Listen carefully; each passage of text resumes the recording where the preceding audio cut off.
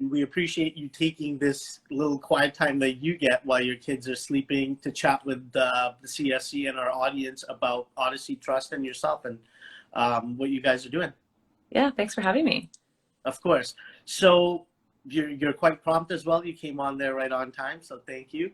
But how are things? How's quarantine life as a mom?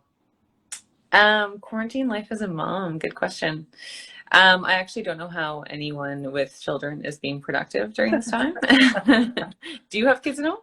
I've got a man kid. He's 18. He is at home. Yes. He's shoved into the other room doing schoolwork right now while I'm here.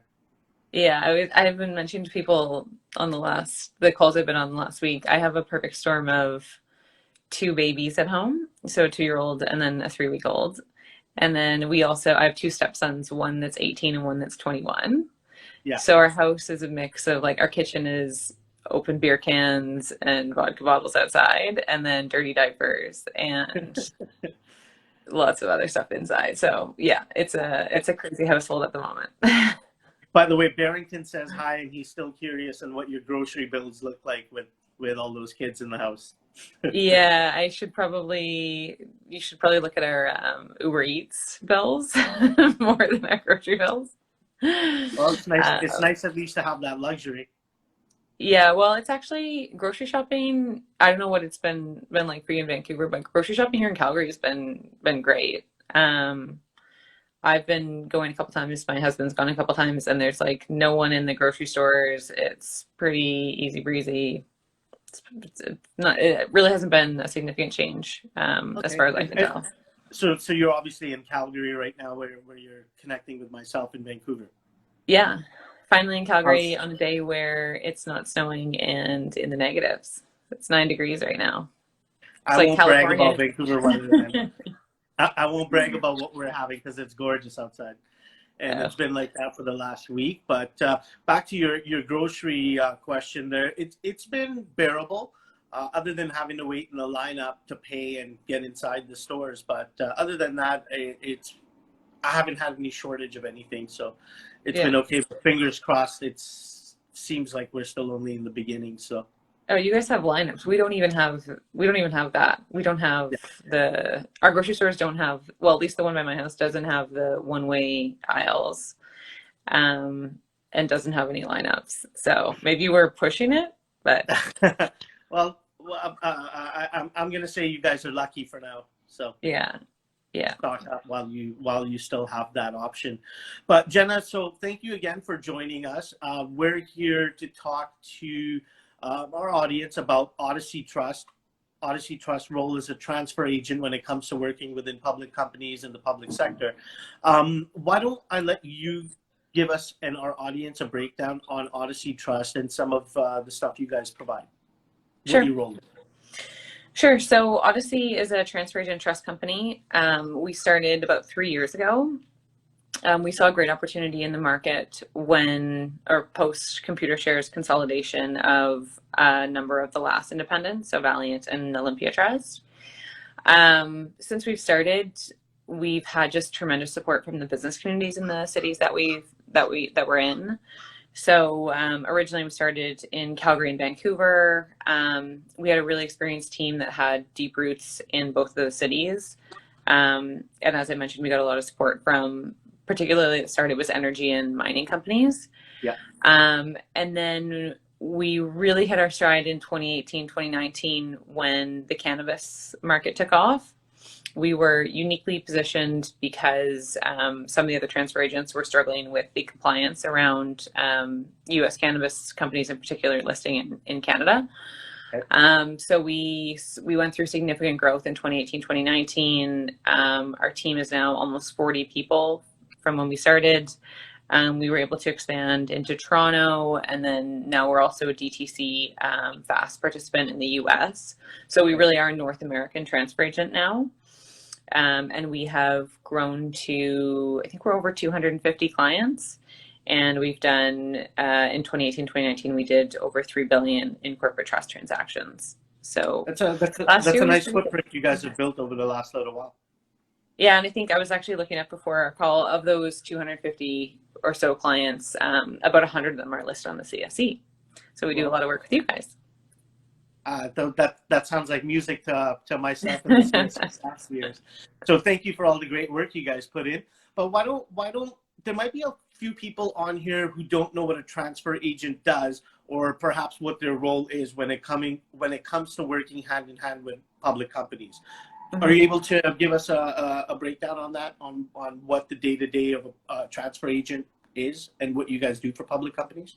Sure. So lots of people don't know what transfer agents do. I practiced law before, but prior to coming to Odyssey, I had a vague understanding, and now I probably know more than I ever wanted to about the transfer agent business. So for public companies, if you're listed on exchange, you need to have a transfer agent. Their primary role is to maintain your share register and be really the gatekeeper of your outstanding securities. Beyond that, your transfer agent, also if you're a trust company, is involved in transactional work. So M&A as depository or exchange agent, corporate trust for raises, we're involved as an actual trustee. So if there's a debt raise, a subscription receipt, we handle those appointments. Okay. And so really we work very closely with brokers and then the exchanges as well. We're, like I said, the gatekeeper for securities, our primary role. But we like to be a part of the conversation with our clients in sort of all aspects of what they're doing transactionally. And then we also are their main point of contact for their shareholders.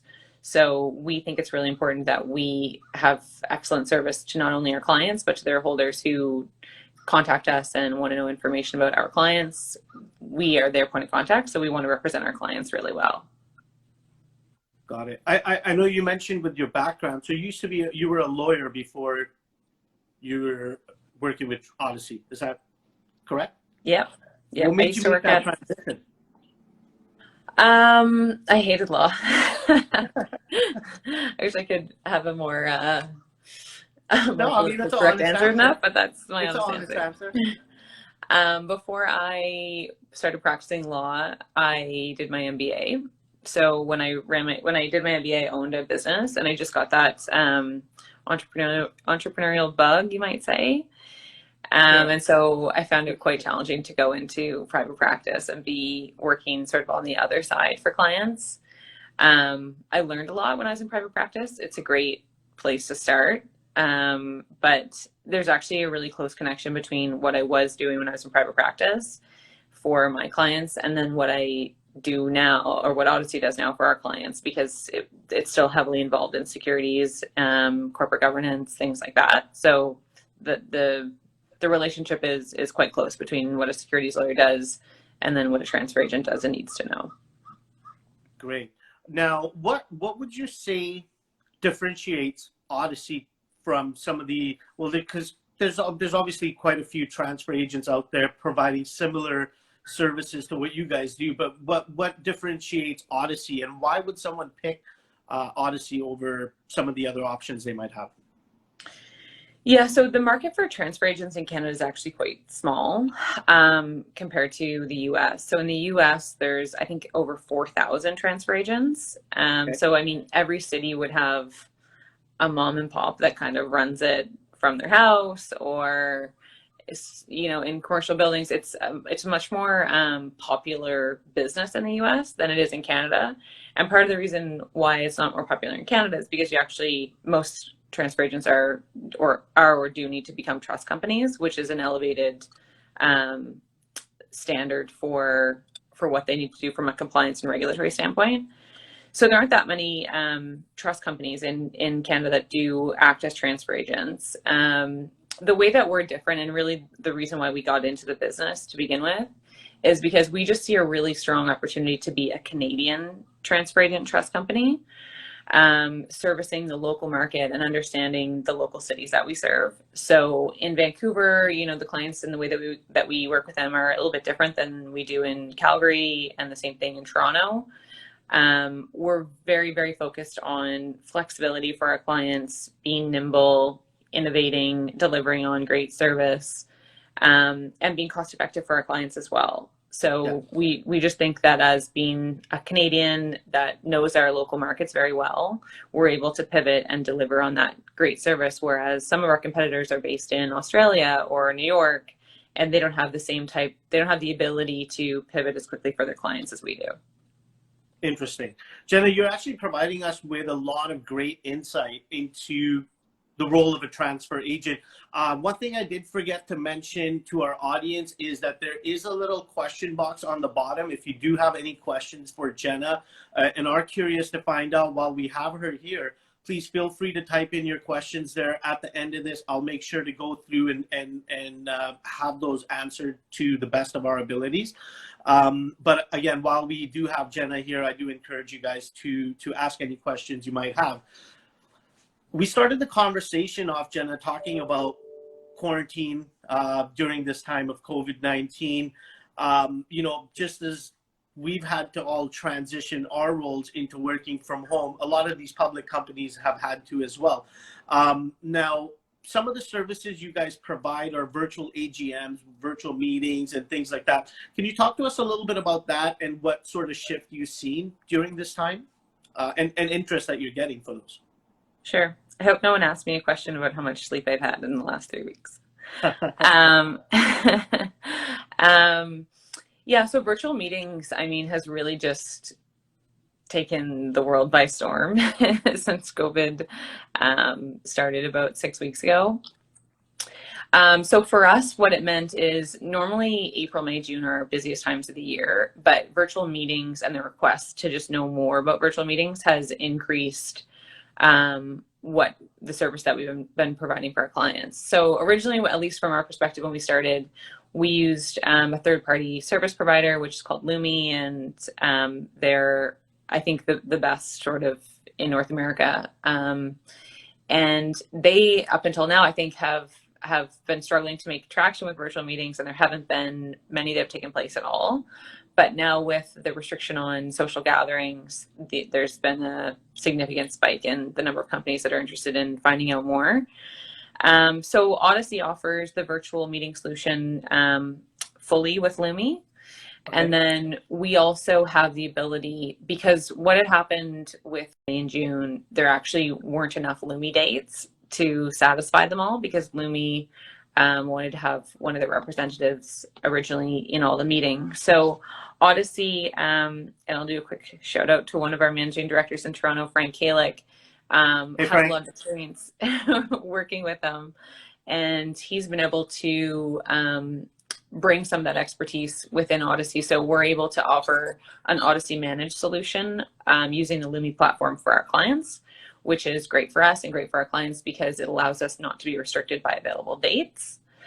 And then we've also seen some of our clients use web conferences or teleconferences for their meetings. So as long as those are permitted by their articles and bylaws and their overarching jurisdiction of incorporation, then that's also fine. So that's been very popular this meeting season as well.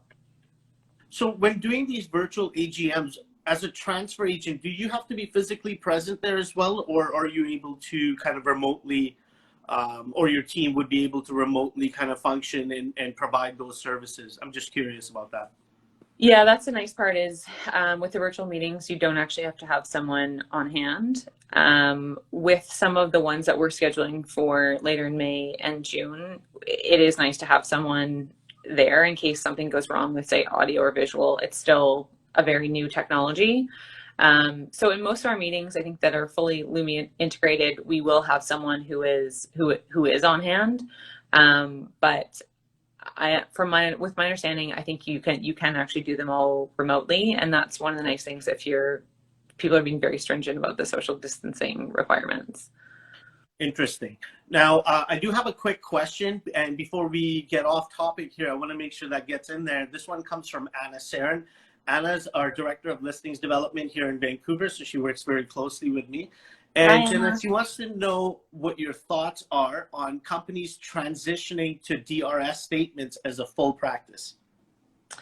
Yeah, so we definitely encourage our clients to transition to DRS as a full practice. We don't have, we've brought on some clients that have physical certificates out there, or for some reason or another have shareholders who prefer to hold physically. And all shareholders are permitted that option, or most of them are under the company's articles and bylaws. But we definitely encourage our issuers to go go dematerialize through DRS.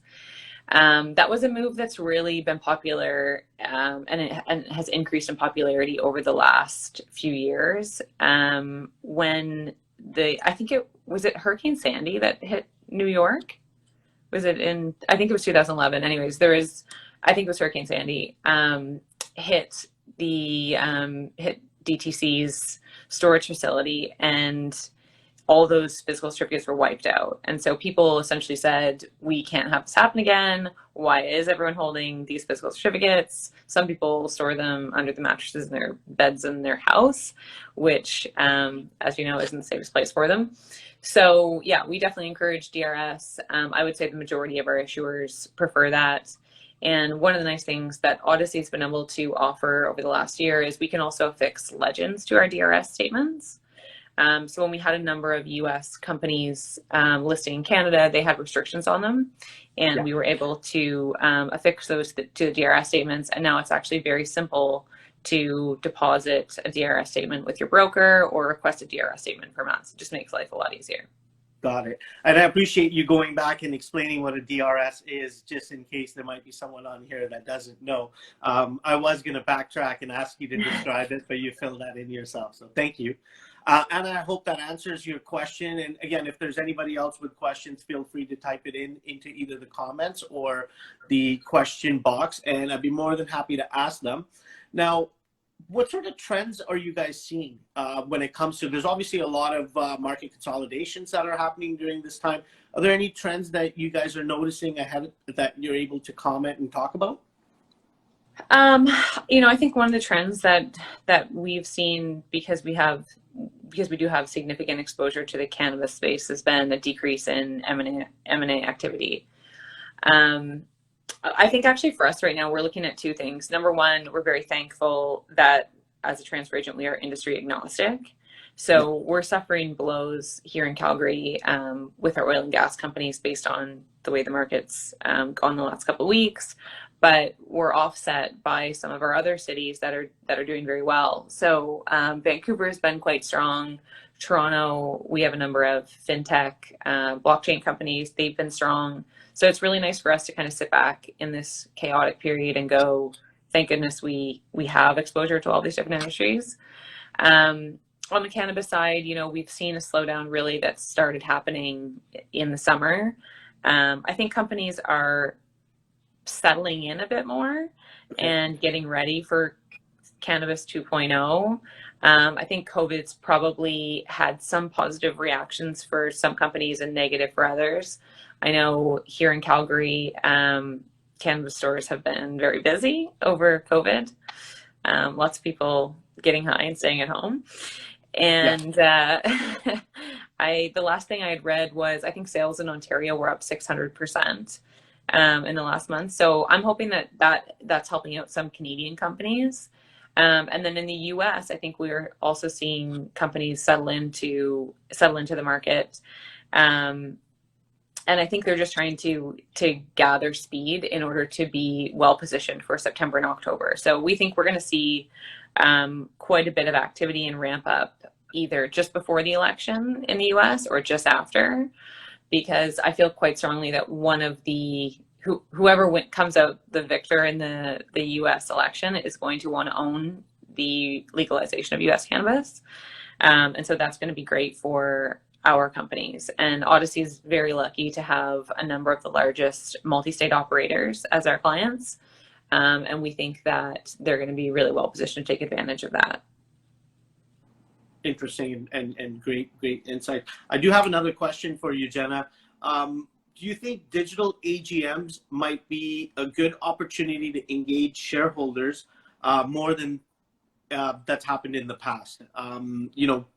Being able to have shareholders vote and show up has always been hard in for some of the small issuers? So this is a question that's come in from one of our audience members. So basically, do you think that digital AGMs would be a good opportunity to engage more shareholders to participate?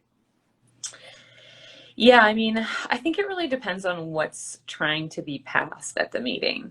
And so historically, it sort of is business as usual, and the shareholders' role at the meeting is more to, watch the corporate presentation and then follow up directly afterwards.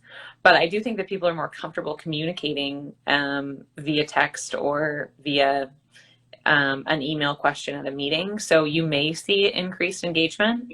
I'm interested to see if that really ramps up. Like, how much time does a company have for their AGM? If they get 100 questions, can they vet them ahead of time and encourage shareholders to present those questions ahead of the meeting and then strategically answer them throughout their corporate presentation? So I think it is a platform that will encourage more shareholder engagement. I just hope that it's thoughtful engagement and not, shareholders just pinging hundreds of questions at someone trying to get through the presentation. That was going to be my next one. I was going to say, it seems like there's a lot of positives to hosting an AGM virtually, but would there be any drawbacks? Would there be any negatives to companies hosting AGMs virtually? Yeah, I think companies will really see after this year, because so many companies are using that option. Yeah. Whether they decide next year, okay, this went really well, let's stick with it, or whether they go, okay, we like what we were doing before and we like the straightforward and simplicity of what we can deliver to a live AGM, and whether they'll revert back to that in 2021. So I think this year will be a big test. If it goes well, I think virtual meetings will be continue to be really popular next year. But if there are some hiccups, maybe companies, are a bit stuck in their ways and we'll go back to the old normal AGMs. Well, maybe we can get you back on at that time to do a little comparison. Yeah, from now summary. we could do a little summary and catch up again and see what actually the benefits were, pros and cons basically on it. How would anyone from our audience or any issuers that are curious about your services, virtual AGMs, or any of the other services Odyssey Trust provides, how would someone get a hold of either yourself or your team? So the best way to reach us is probably through our website. So we have all of our contact information on there. It's odysseytrust.com.